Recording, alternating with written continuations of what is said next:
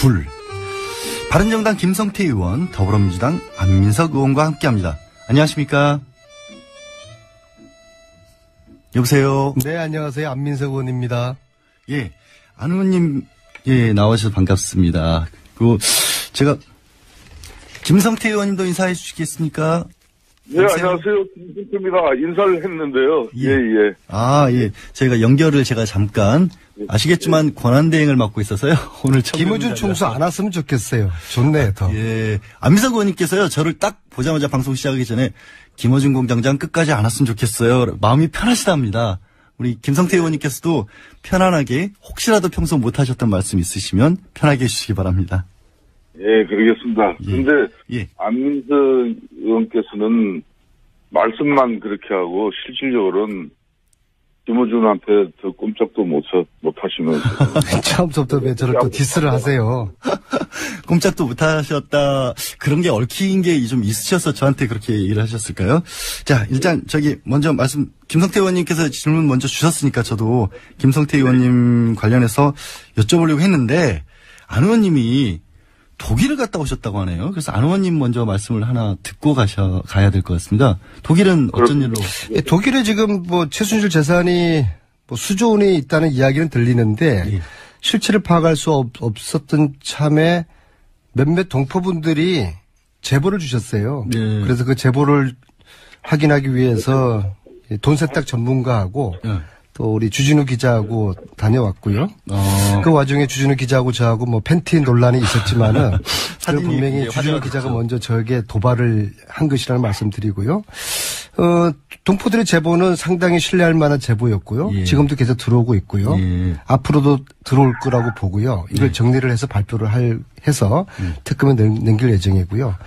무엇보다도 정유라의 소재 관련해서 체포는 되었는데 정유라를 소환 문제 이것을 확인하기 위해서 독일 검찰을 만났습니다. 근데 독일 검찰의 입장은 이제 덴마크와 한국의 문제지 우리들의 손을 떠났다. 그런 이야기고요.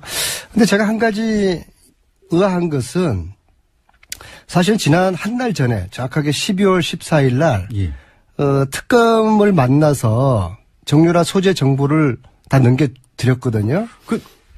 이미 한 달 전에, 그러니까 정유라가 방송국에 의해서 알려지기 전에 소재지를 특검에 이미 주셨다는 거잖아요. 12월 14일 날 밤에요. 밤 10시부터 12시까지 저와 특검 한 분하고 나머지 일행도 있었고 총 5명이서 정보를 주면서 어떻게 정유라를 체포할 건지에 대한 대책을 논의를 했거든요. 대책 논의까지 그냥 단순한 정보 그냥 이런 추측이다 제보다 이런 정도가 아니라 아예 대책 논의까지 하셨다는. 근데 그 특검은 저를 만난 적이 없다고 지금 모 언론사에게 이야기를 한 모양인데. 방송국에서 보도도 그렇게 나왔던 걸로 알고 있는데. 그날 밤에 제가 만났던 특검은 그럼 유령이었나요? 특검분. 왜 그 정보까지 다 줬는데 특검이 왜 체포를 하지 못했는지 그건 제가 이해를 하지 못해요. 혼자 만나신 것도 아니라면서요. 예, 그럼 5명 함께 있었어요. 그래서 저는 연말까지 특검이 체포할 거라고 그래서 한국에 소환할 거라고 기다리고 있었는데 왜 이렇게 유라가 덴마크에서 안 들어오도록 하는 이런 사단이 벌어졌는지 그건 좀 특검 측에 좀 해명이 좀 들어봐야 될 것 같아요. 특검이 잘 하고 있는데 지금 특검에 대해서 물론 특검을 믿습니다. 그런데 저 부분에서 도저히 이해가 안 돼요. 이해가 안 가는 부분이 있기 때문에 그 부분은 좀 밝혀졌으면 좋겠다는 거고요. 김성태 의원님. 예. 국정조사 하시느라고 안 의원님도 그러시지만 굉장히 고생 많이 하셨습니다. 또 특조 진행하신다고. 이번에 이 국정조사가 좀 끝 마무리가 좀 아쉽다라고 하면서 특위에서 만장일치로 연장하자고 의결을 했잖아요. 그렇습니다. 특위에서만 의결한 걸로 되는 게 아니고 이 여야 사당에서 논의를 해줘야 하는데 지금 시작하고 있나요? 논의는? 사실 지난 3일 전에도 교섭단체 대표들을 직간접적으로 이렇게 만나고 또 그저께는 정세균 국회의장님을 제가 직접 찾아가서 그동안의 특조위 활동 보고와 또 국조특위 기간 연장에 대해서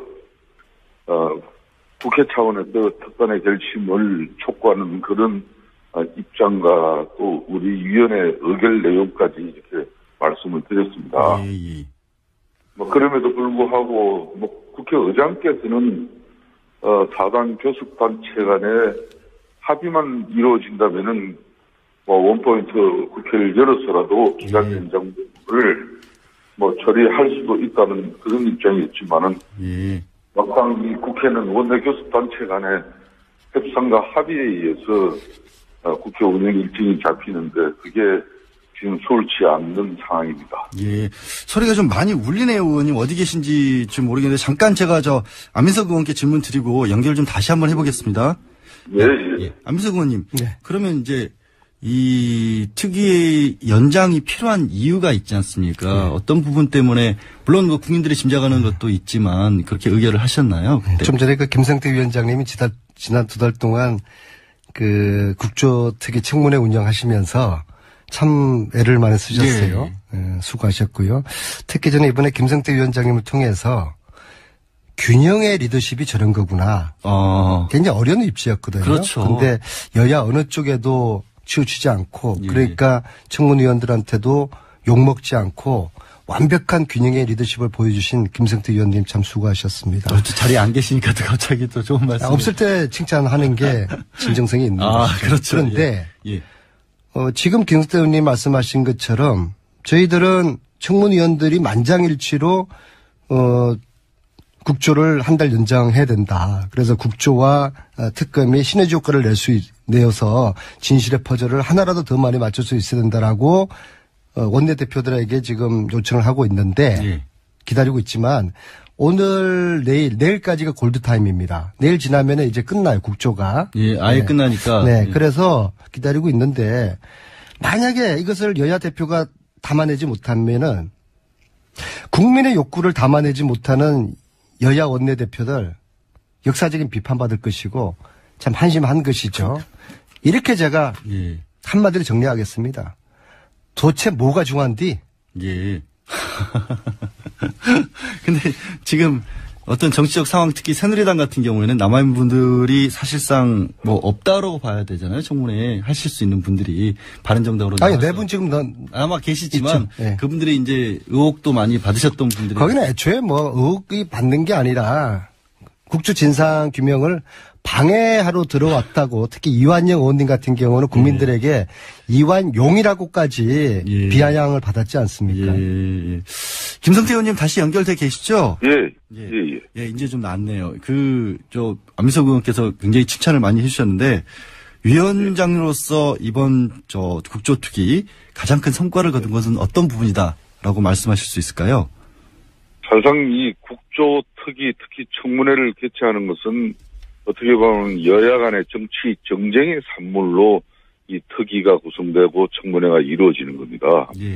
그렇기 때문에 역대 그런 여러 국정조사 청문회를 보면은 항상 여야 간의 정쟁에 이 파행을 일삼기가 거의 뭐 일수였어요. 그렇지만 이번에는 7차 청문회, 2차례 현장조사 청문회, 2차례 기간보고 이 11차례의 실질적인 조사에 있어서 단 한 차례도 이 위원회가 파행을 겪지 않았다는 것은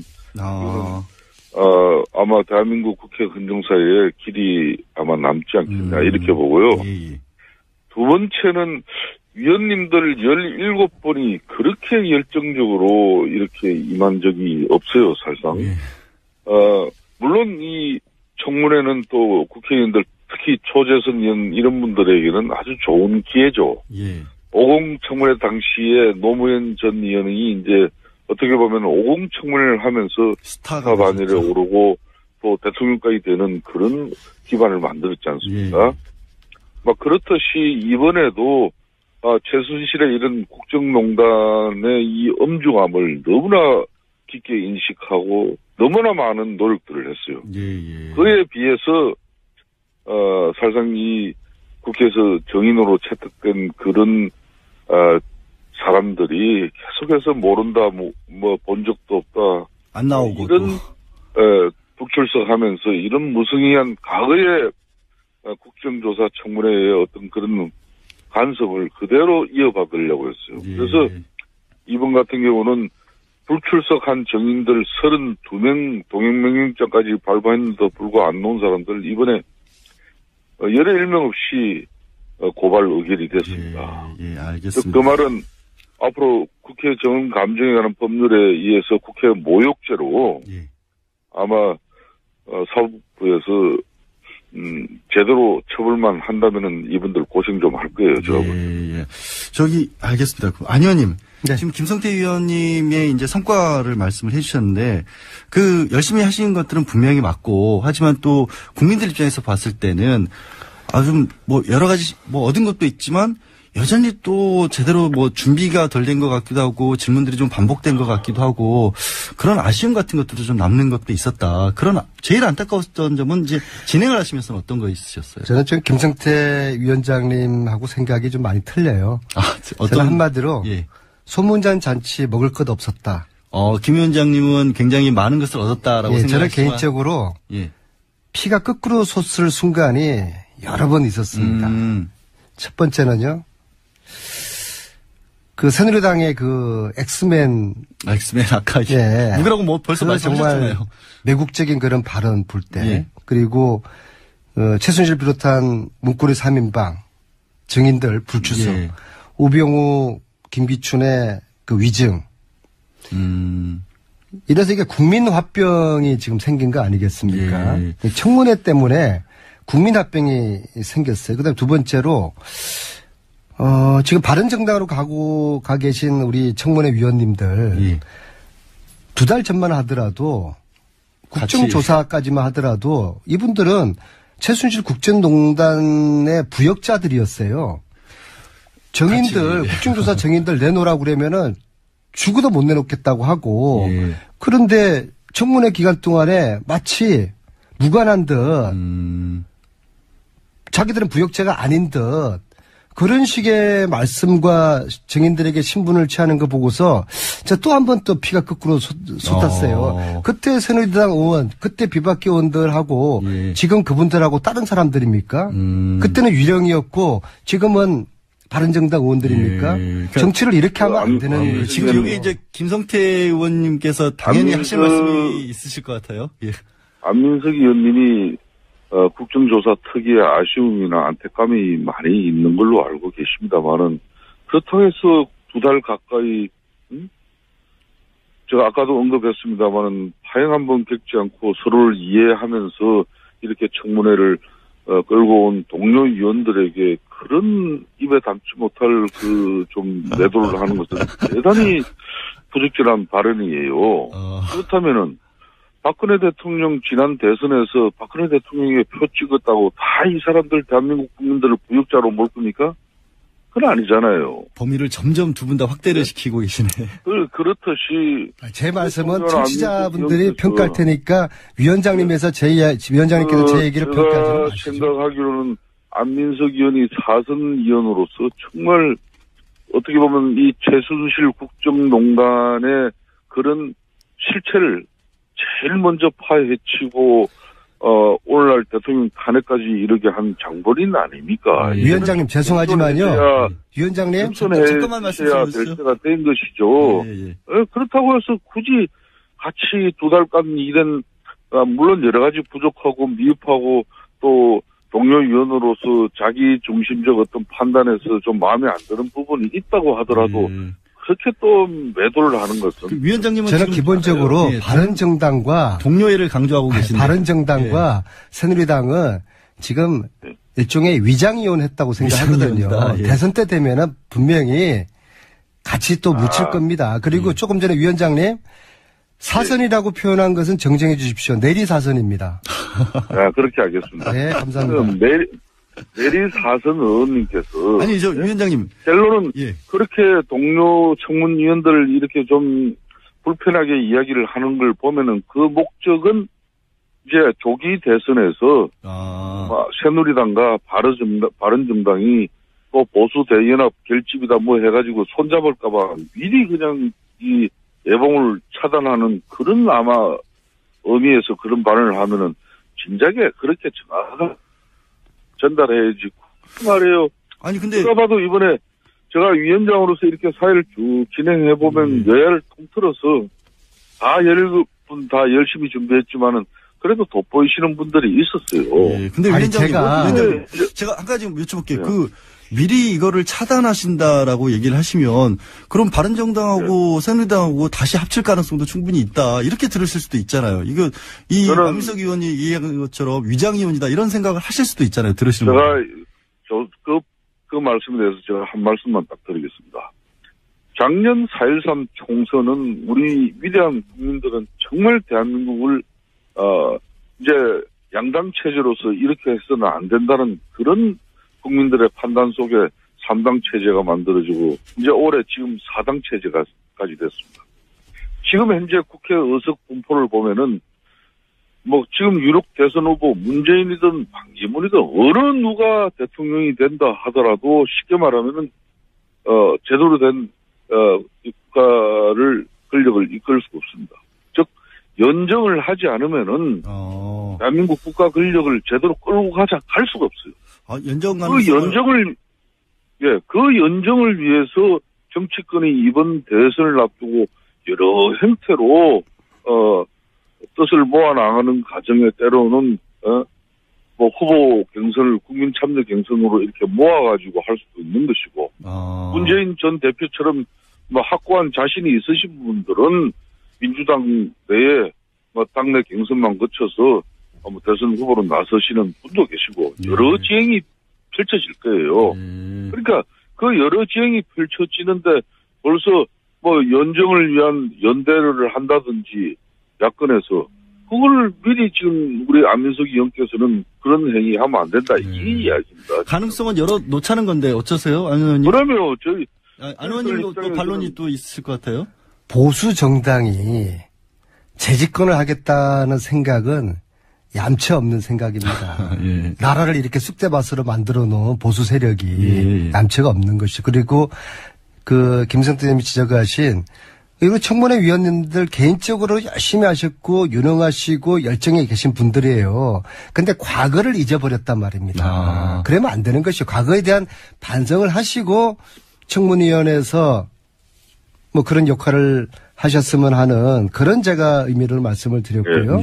그리고 지금 이제 오늘 반기문 그렇습니다. 총장이 귀국하시면서 대선 얘기가 기억 나왔으니까 이제 본격적으로 이제 대선 레이스가 오늘부터 시작된다고 보거든요. 이제부터 오늘의 하루는 이전의 한 달일 겁니다. 그래서 앞으로 무수한 정치적인 변화가 있을 것이고 굴곡이 있을 것이고 구도가 어떻게 짜질지도 변화무쌍하게 만들어질 것 같은데요. 제가 볼 때는 국민들은 이제 이 정권을 바꿔야 된다는 마음의 준비는 다 돼 있어요. 그러시겠죠. 그러니까 그렇게 많은 국민들이 보수 정권에서는 다시는 해서는 안 된다. 이런 생각은 거의 다 공감하고 있습니다. 그런데 문제는 얼만큼 우리 야권이 국민들에게 신뢰와 비전을 주느냐 거기 달려 있는 것이죠. 특히 분열하지 않고 어떻게 야권이 똘똘 뭉쳐가지고 국민들에게 좀 신나는 희망을 주나. 이번 판도라 영화 보셨습니까? 제가 판도라 영화를 봤는데요. 거기 이런 대사가 나오지 않습니까? 판도라 상자 안에는 제왕과 절망이 있지만 희망 또한 있다. 이 국정농단 속에서 국민들이 아주 좌절하고 분노하고 실망했지만 좋은 지도자를 차기 대통령으로 뽑아야 된다는 그런 희망의 싹을 지금 틔우고 있는 것이거든요. 그래서 보수 정치 세력들은 이제 저희들에게 한번 넘겨준다는 생각하시고 저희들이 국민들과 함께 이 희망의 싹을 잘 키워가겠습니다. 김성태 의원님. 근데 판도라 상자에 남은 가장 큰 저주가 희망이라는 얘기도 사실은 있는데 지금 그 희망이 어떻게 보면 여권에서는 뭐 바른정당도 그렇고 새누리당도 그럴 수도 있지만 반기문 전 총장이 그 희망이 될 수 있는 상황이잖아요. 김성태 의원님. 예. 지금 안민석 의원께서 뭐 좋은 말씀 했습니다. 이번 조기 대선에서는 보수가 나서서는 안 된다. 저는 일정 부분 동의합니다. 그렇지만은 그 일정 부분 동의하는 보수라는 것은 한마디로 패권주의적 보수입니다. 패거리 정치를 한 그런 보수는 저는 절대 나서서는 안 된다고 봐요. 그런 측면에서 저는 문재인 당대표도 지금 현재 민주당 내에 과거의 친노 또 친문 패권주의가 청산되어져야만 우리 안민석 의원 같은 사람 지금까지 내리사선을 하면서 줄 한 번 서지 않고도 용케도 살아남은 사람이지 않습니까? 예. 저런 사람들이 소신을 펼 수 있는 그런 민주당의 뭐 정치 구조가 돼줘야 되는 거예요. 예. 즉 다시 이야기를 하면은 과연 반기문은 흔히 말하는 친박 패권주의를 청산해내고 또 어떻게 보면은 굴레를 뛰어넘어서 이렇게 중도 합리성을 추구하는 그런 모든 정치 세력들이 연합을 해서 국민 대선 후보, 대통령 후보를 만드는데 본인이 참여하고 민주적인 국민들 이 경선 절차에서 본인이 선택되어지고 그 선택되어진 결과를 가지고 쉽게 말하면은 이 연합군이 만들어지겠죠.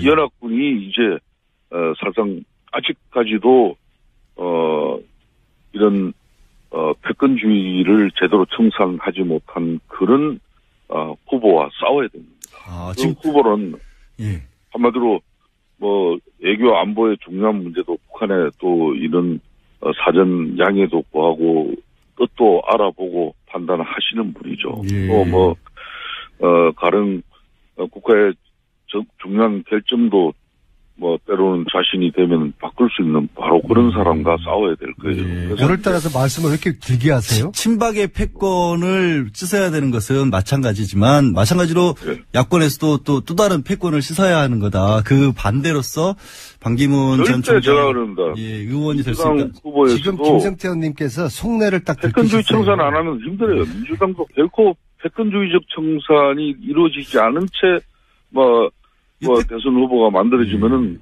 그것 정말 쉽지 않을 거예요. 김성태 의원님 제가 속내를 알아맞혀 볼게요. 네.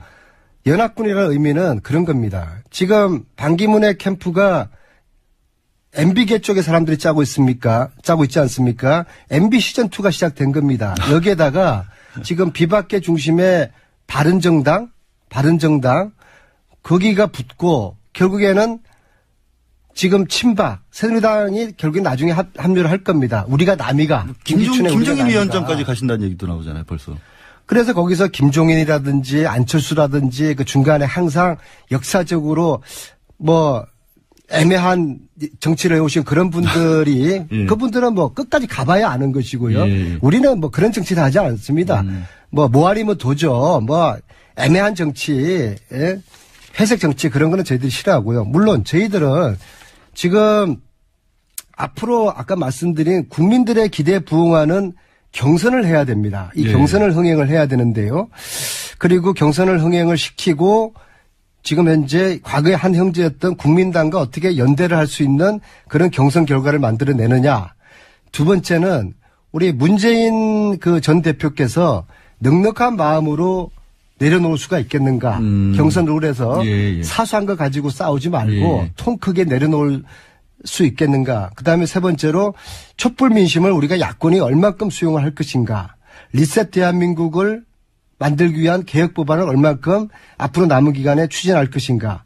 특히 최순실 재산 몰수법을 만드는데 야권이 주도적으로 성공한다 그러면은 이런 야권의 흐름들을 만들고 촛불 민심을 저희들이 잘 수용한다 그러면은 저희들이 정권 교체 성공할 수 있을 것이다. 패권이 아니다.